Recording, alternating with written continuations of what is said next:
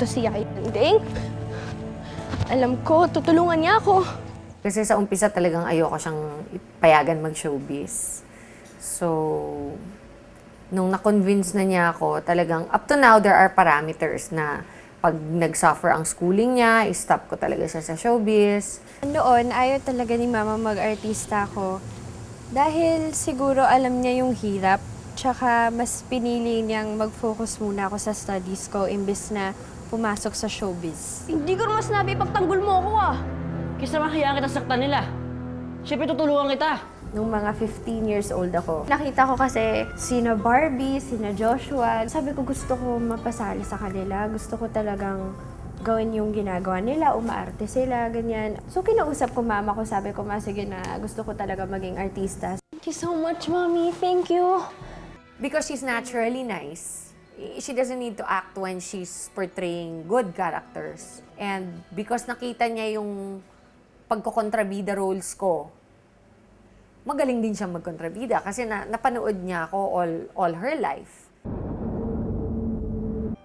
Sa edad na 32 at nasa rurok ng kanyang buhay, hindi inakala ni Maritoni na matatamaan siya ng breast cancer.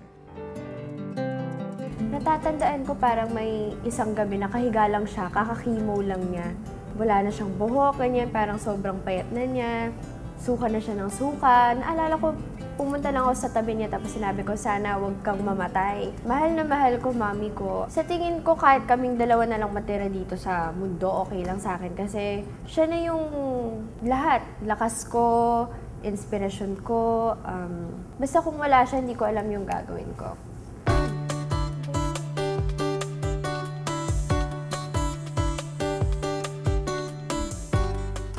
Ito naman po yung kwarto ko. Dito namin nilalagay yung mga gamit ko pang taping, tulad yan. Tsaka yan, mahilig ako sa perfume. Tsaka ako kasi binibili ko lang yung mga kailangan ko talaga. Tapos kapag may konting extra, yun, bumibili ako ng mga gusto ko naman. And guys, since wala akong trabaho ngayon, kailangan ko na mag-catch up sa schoolwork ko. Siyempre, kailangan pa rin mag-aral kahit nag-aartista. So, ngayon, ito nahirapan ako sa math. Aminin ko, hindi talaga ako magaling sa math. Ngayon, kailangan ko i-graph ang inverse ng y equals to x. Wow, nosebleed, diba? Oh. Nag-start ako mag-home study. Second year ako. Tinapos ko kasi yung first year high school ko sa regular school.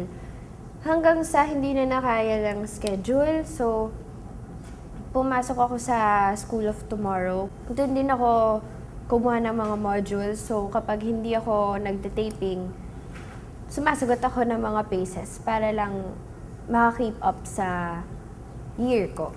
Para makapagtapos ako. 1 year na lang, tapos na ako sa high school. Isang year na lang ng paces. Kaya mo yan, Lexie. 1, X, Y. Kailangan talaga mag-effort kahit mahirap kasi iba rin naman talaga kung nakapagtapos ka sa pag-aaral mo. Kasi yung showbiz hindi guarantee na forever yan nandyan. Maganda rin na makapagtapos ka ng course na kung ano para meron kang kumbaga backup. So you have parang something else din para makapag-invest ka rin sa personal life mo, hindi lang sa showbiz. Yan. So itong graph to, para dito. Okay guys,